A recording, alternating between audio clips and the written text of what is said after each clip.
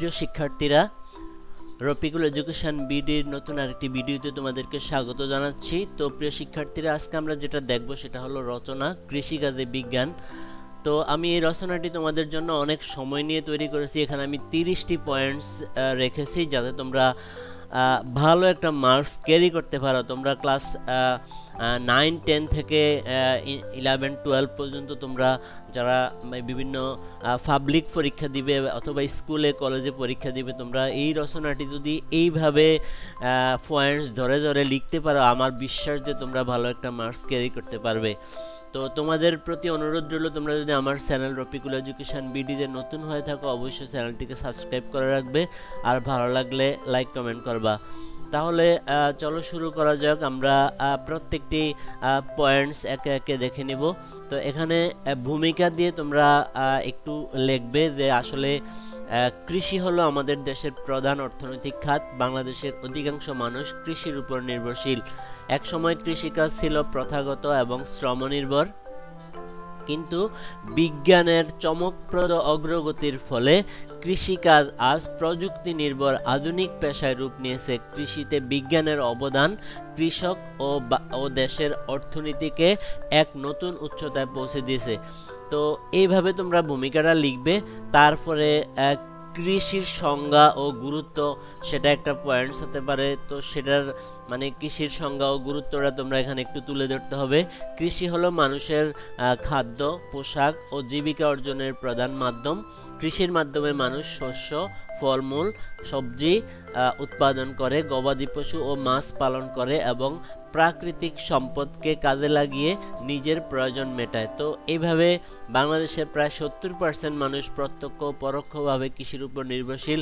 সেই বিষয়টা এখানে তোমরা তুলে ধরতে হবে। কৃষির সংজ্ঞা কি আর গুরুত্ব মানে প্রয়োজনীয়তা কতটুকু, সেটা এখানে লিখতে হবে।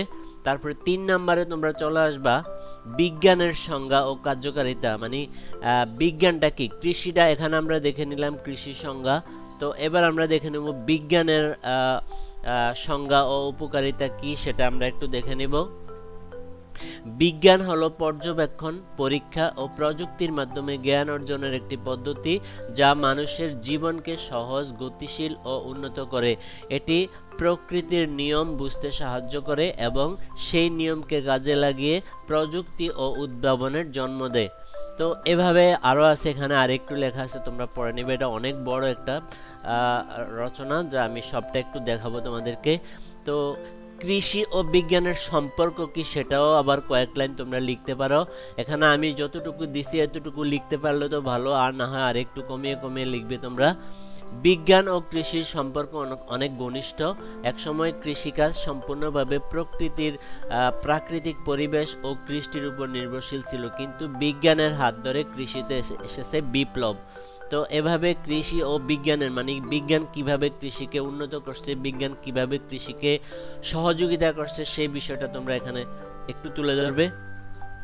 তারপরে 5 নম্বরে উন্নত মানের বীজ উদ্ভাবন, মানে আসলে এই বিজ্ঞানের অবদানে আজকে মানে বিজ্ঞানীরা উন্নত মানের বিভিন্ন জাত উদ্ভাবন করতেছে, উন্নত মানের বিভিন্ন বীজ উদ্ভাবন করতেছে।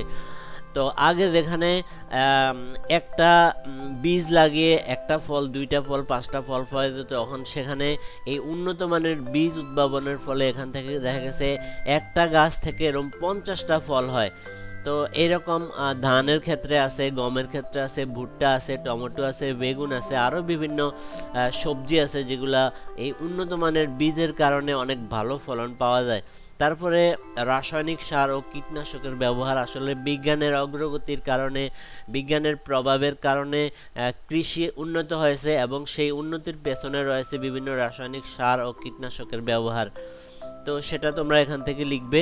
তারপরে 7 নম্বরে তোমরা যেটা লিখবে আধুনিক সেচ ব্যবস্থার ব্যবহার। তো বিজ্ঞান যে আধুনিক বিভিন্ন সেচ ব্যবস্থা আমাদেরকে উপহার দিয়েছে, সে আধুনিক সেচ ব্যবস্থা কাজে লাগিয়ে চাষিরা বিভিন্ন ধরনের ফসল উৎপাদন করতেছে। তো বিজ্ঞানের কারণেই আসলে আজকে এই আধুনিক সেচ ব্যবস্থা তৈরি হয়েছে। কৃষিতে সেচ একটি অত্যন্ত গুরুত্বপূর্ণ বিষয়। গাছের সঠিক বৃদ্ধি ও ভালো ফলনের জন্য নিয়মিত পানি সরবরাহ করা দরকার। আগের দিনে কৃষকরা সাধারণত খাল, নদী কিংবা পুকুরের পানি দিয়ে সেচ দিতেন, যা অনেক সময় সাপেক্ষ এবং পরিশ্রমের কাজ ছিল। কিন্তু বিজ্ঞানের কল্যাণে এখন আধুনিক সেচ ও প্রযুক্তির ব্যবহার করা হচ্ছে, যেমন টিউবওয়েল, সোলার সেচ পাম্প, স্প্রিংকলার সেচ, ড্রিপ সেচ পদ্ধতি ইত্যাদি ইত্যাদি, এগুলো তোমরা একটু দেখে নিবে। তারপরে 8 নম্বরে এখানে যেটা আছে মাটি ও পরীক্ষার প্রযুক্তি। এখন কোন মাটিতে কোন ফসলটা ভালো হয়, আসলে মাটি পরীক্ষা করলেই বোঝা যায় কোন মাটিতে কখন কোন খাবারটা দরকার গাছের জন্য। সেই পরীক্ষার মাধ্যমে আসলে বিজ্ঞান কৃষকদেরকে দেখিয়ে দিয়েছে যে তোমরা এই মাটিতে এই মানে ঔষধটা, এই মাটিতে এই সারটা, এই মাটিতে এই খাবারটা দিতে হবে। তো এটা হলো মাটি পরীক্ষা প্রযুক্তি। আগে আরো অনেক বছর, আরো 20-30-50 বছর আগে এই ধরনের প্রযুক্তি ছিল না। তো এই প্রযুক্তি আবিষ্কারের ফলে আসলে কৃষিতে অনেক বড় একটি বিপ্লব ঘটেছে। তারপরে 9 নম্বরে তোমরা যেটা লাগবে জমির পরিমাণ ও গুণগত মান যাচাই। আসলে জমির পরিমাণ ও গুণগত মান যাচাইয়ে বিজ্ঞান অনেক ভূমিকা রেখেছে। আগে কৃষকরা জমির পরিমাণ বা গুণগত মান আন্দাজ করে নির্ধারণ করতেন, ফলে অনেক সময় কতটুকু জমিতে কতটুকু সার দিতে হবে আসলে এগুলো আগে অজানা ছিল। কোন জমিটা কিরকম, গুণগত মান কি, সেগুলো আসলে আগে অজানা ছিল।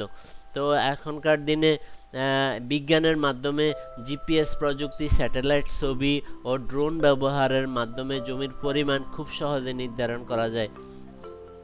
তারপরে তোমরা 10 নম্বরে বৃষ্টিপাত ও আবহাওয়ার পূর্বাভাস। তো এখানে বৃষ্টিপাত ও আবহাওয়ার পূর্বাভাস নিয়ে অনেক সুন্দরভাবে আমি লিখে রেখেছি, তোমরা সেটা একটু পড়বা।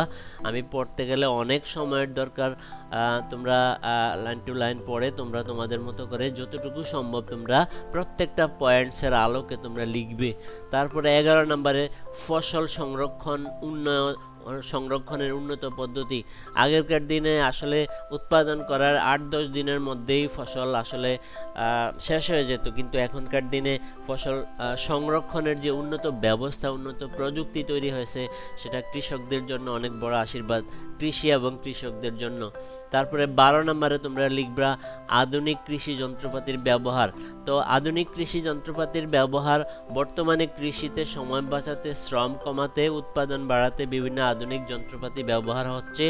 এই যন্ত্রগুলো কৃষকদের কাজকে সহজ করে তুলছে এবং কৃষিতে এক নতুন বিপ্লব এনেছে। তো এই আধুনিক কৃষি যন্ত্রপাতির ব্যবহার, এটার মধ্যে তোমরা আগে এতটুকু লিখবে, লিখে সারে এই যে আসুন আধুনিক কৃষি যন্ত্রপাতিগুলো কি কি, সেগুলো আবার ক, খ, গ দিয়ে তোমরা ব্যাখ্যা করতে হবে। 1 নম্বরে ট্রাক্টর ও পাওয়ার টিলার, তারপরে এটা সম্পর্কে একটু লিখবে, ট্রাক্টর ও পাওয়ার টিলারের কাজ কি কৃষিতে। তারপরে আধুনিক ইরিসেচ যন্ত্র, তো সেটা আধুনিক ইরিসেচ যন্ত্রটা কিভাবে কৃষিকে কাজের সহযোগিতা করছে সেটা লিখবে। তারপরে ধান রোপণ ও কাটার যন্ত্র, তো এখানে ধান রোপণ ও কাটার যন্ত্রে কিভাবে কৃষি বিজ্ঞান সহযোগিতা করছে সেটা তোমরা এখানে লিখবে।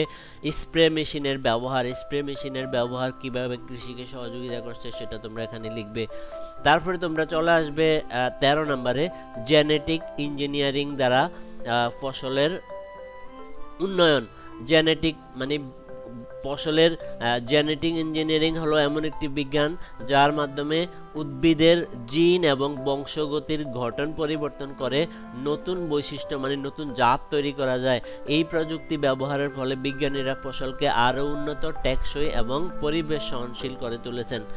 তো এখানে আরো লেখা আছে, তোমরা সেগুলো দেখবে। 14 নম্বরে হলো রোগ প্রতিরোধী জাত উদ্ভাবন।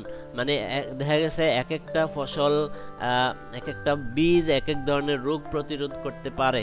তো এই রোগ প্রতিরোধী বীজ উদ্ভাবন বিজ্ঞানীরা করে ফেলেছে।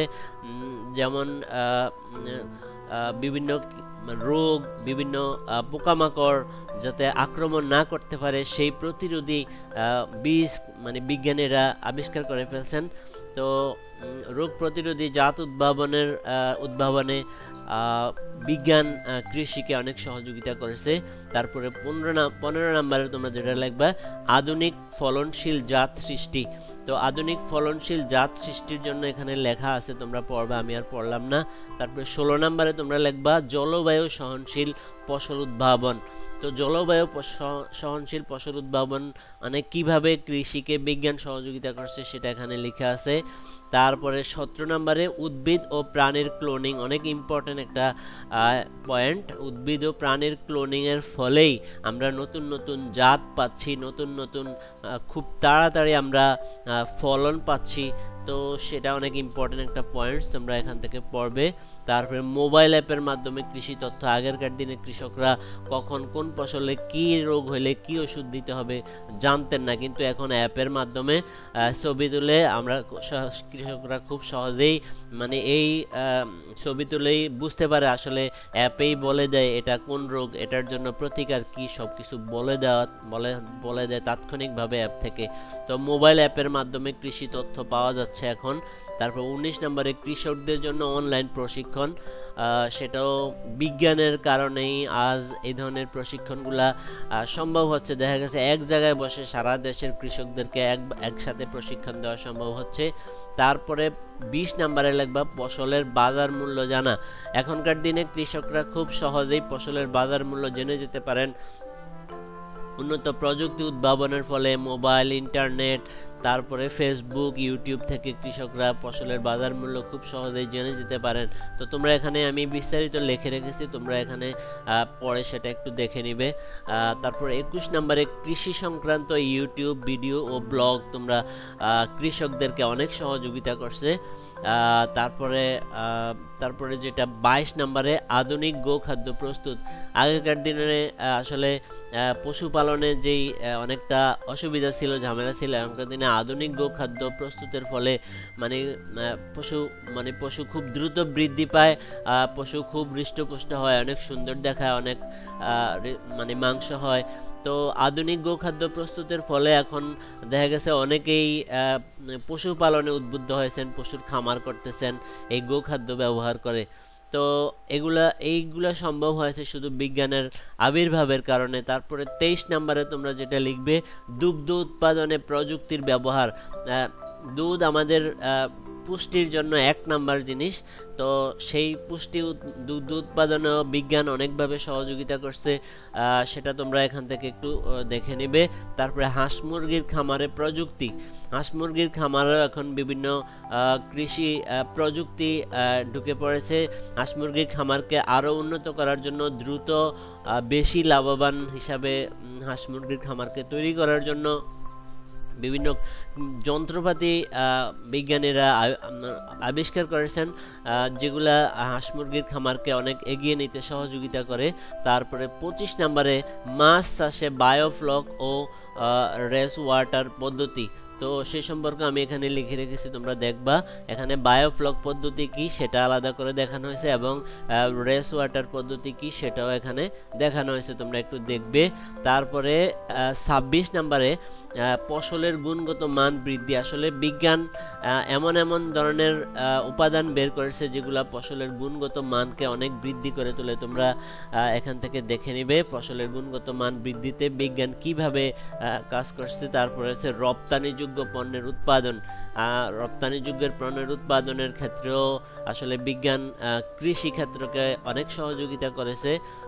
তারপরে এখানে যেটা দেওয়া আছে 28 নম্বরে কৃষি পণ্যের প্যাকেজিং ও সংরক্ষণ।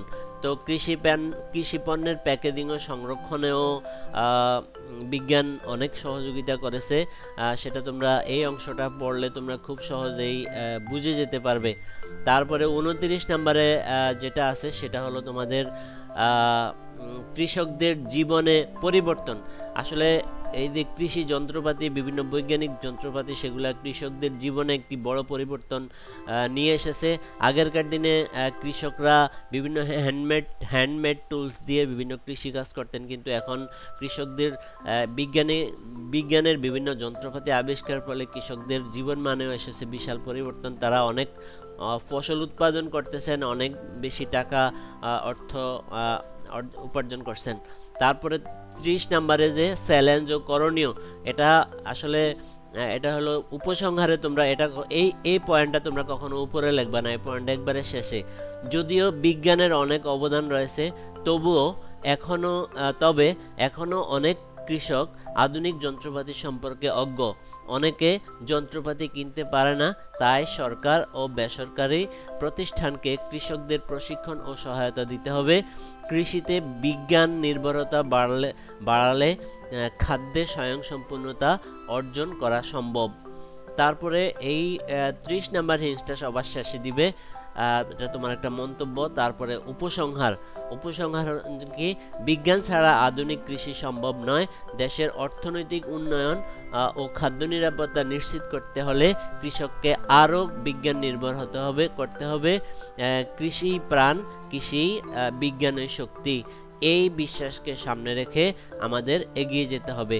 তো প্রিয় শিক্ষার্থীরা, এই ছিল পুরো 30টি পয়েন্টস আমি তোমাদেরকে দেখিয়ে দিলাম। তোমরা, আমার বিশ্বাস তোমরা অবশ্যই A+ মার্কস তোমরা নিয়ে আসতে পারবে এই রচনাটা যদি তোমরা ঠিকভাবে লিখতে পারো। তো ভিডিওটা কেমন লাগলো সেটা অবশ্যই আমাকে কমেন্টস করে জানাবে, আর তোমরা আরও কী ধরনের ভিডিও পেতে চাও সেটাও আমাকে কমেন্টস করে জানাবে। তোমাদের সবার সুস্বাস্থ্য ও দীর্ঘায়ু কামনা করে আজকের ভিডিও এখানে শেষ করছি। সবাই ভালো থেকো, সুস্থ থাকো, আবার দেখা হবে নতুন কোনো ভিডিও নিয়ে। সে পর্যন্ত সবাই ভালো থাকো, আল্লাহ হাফেজ।